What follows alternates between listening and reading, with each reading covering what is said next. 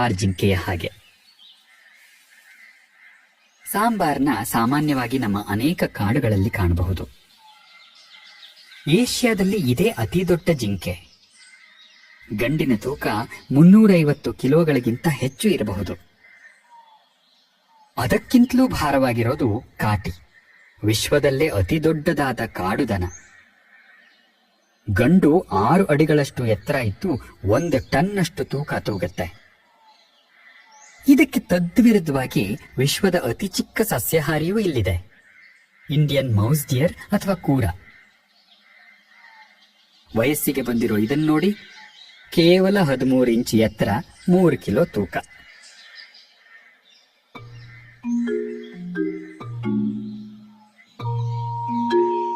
ಇತರ ಎಲ್ಲಾ ಪ್ರಾಣಿಗಳನ್ನು ಮೀರಿ ನಿಲ್ಲುತ್ತವೆ ವಿಶ್ವದ ಅತಿ ಎತ್ತರದ ಸಸ್ತನಿಗಳು.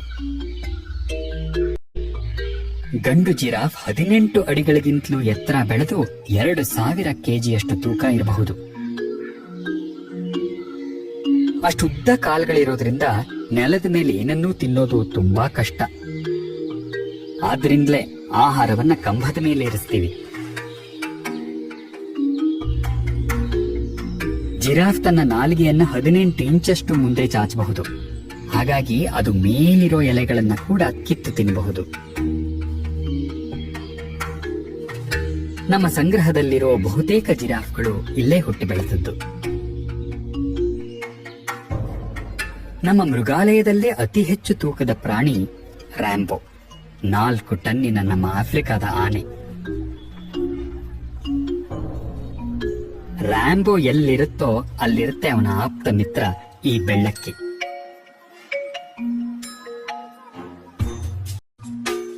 ಆನೆ ಲತ್ತಿ ಕೀಟಗಳನ್ನ ಆಕರ್ಷಿಸುತ್ತೆ. ಈ ಬೆಳ್ಳಕ್ಕಿ ಅದನ್ನೆಲ್ಲ ತಕ್ಷಣ ಹಿಡಿದು ಬಿಡುತ್ತೆ. ರ್ಯಾಂಬೋಗೆ 20 ವರ್ಷಗಳ ಮೇಲಾಗಿದೆ. ಇಷ್ಟರಲ್ಲೇ ಅವನಿಗೆ ಸಂಗಾತಿಯನ್ನ ಹುಡುಕುವ ಆಸೆ ನಮ್ಮದು.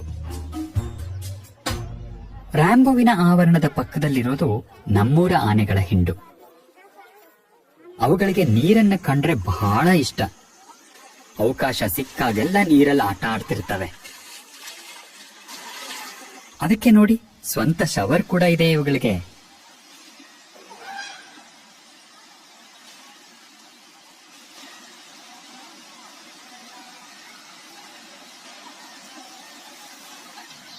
ಆನೆಗಳಿಗೆ ಅಪಾರ ಹಸಿವು. ದಿನವಿಡೀ ಆಹಾರ ಸರಬರಾಜು ಮಾಡ್ತಾನೆ ಇರಬೇಕು. ನಾವು ಅವುಗಳಿಗೆ ಬೇಯಿಸಿದ ಆಹಾರ, ಹಣ್ಣು, ತರಕಾರಿ, ಹುಲ್ಲು ಇವೆಲ್ಲ ಕೊಡ್ತೀವಿ.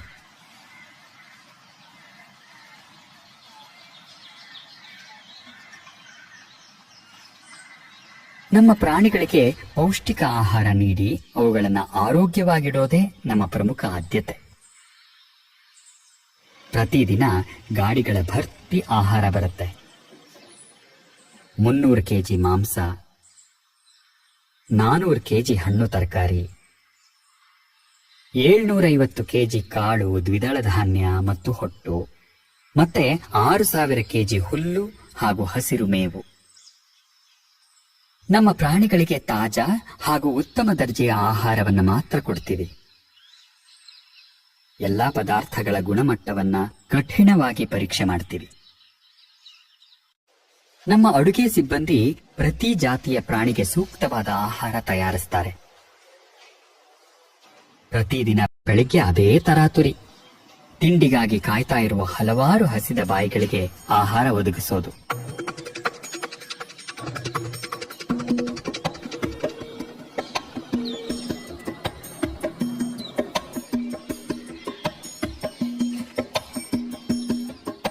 ಕೆಟ್ಟ ಹವಾಮಾನ, ಭೂಕಂಪ, ದಂಗೆ ಏನೇ ಇರಲಿ, ಪ್ರಾಣಿಗಳಿಗೆ ಆಹಾರ ಅಂತೂ ತಲುಪಿಸಲೇಬೇಕು.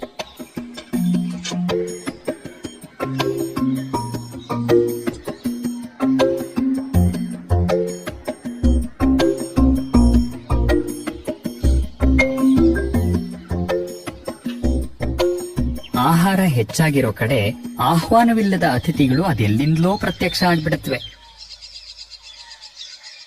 ಅನೇಕ ಸ್ವತಂತ್ರ ಜೀವಿಗಳು ಬಂದು ನಮ್ಮ ಪ್ರಾಣಿಗಳಿಗೆ ಹರಡಿರೋ ಔತಣದಲ್ಲಿ ಪಾಲ್ಗೊಳ್ಳುತ್ತವೆ. ಇವುಗಳಿಂದ ನಮ್ಮ ಮೃಗಾಲಯಕ್ಕೆ ಮತ್ತಷ್ಟು ಬಣ್ಣ, ಮತ್ತಷ್ಟು ಗೆಲುವು.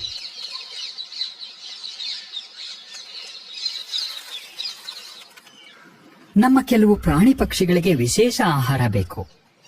ಈ ಸ್ಕಾರ್ಲೆಟ್ ಐಬಿಸ್ಗಳಿಗೆ ಬೆರಗುಗೊಳಿಸುವಂಥ ಬಣ್ಣ ಬರೋದೇ ಅವುಗಳ ಆಹಾರದಲ್ಲಿರೋ ಬೀಟಾ ಕ್ಯಾರಟೀನ್ನಿಂದ. ಹಾಗಾಗಿ ಅವುಗಳನ್ನ ಹೀಗೆಯೇ ಸುಂದರವಾಗಿರಿಸೋದಕ್ಕೆ ನಾವು ಸೀಗಡಿ ಮತ್ತು ಕ್ಯಾರೆಟ್ ಕೊಡ್ತೀವಿ. ಹಿಟ್ಟಿನ ಹುಳುಗಳನ್ನ ತಳಿ ಮಾಡಿ ಬೆಳೆಸ್ತೀವಿ. ಯಾಕೆಂದ್ರೆ ಕೆಲವು ಪ್ರಾಣಿಗಳು ವಾರಕ್ಕೆ 2 ಬಾರಿ ಆದ್ರೂ ಕೀಟಗಳನ್ನ ತಿನ್ಬೇಕು. ಆಫ್ರಿಕಾದ ಈ ಬ್ಯಾಟಿಯರ್ಡ್ ಫಾಕ್ಸ್ನ ಹಾಗೆ.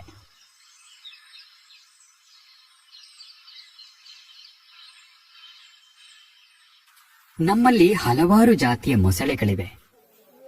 2 ವಾರಕ್ಕೆ ಒಮ್ಮೆ ಅವುಗಳಿಗೆ ವಿಶೇಷವಾಗಿ ಮೀನು ಕೊಡ್ತೀವಿ. ಆದ್ರೆ ನಮ್ಮ ನೀರ್ನಾಯಿಗಳಿಗೆ ಪ್ರತಿದಿನ ತಾಜಾ ಮೀನು ಬೇಕೇ ಬೇಕು.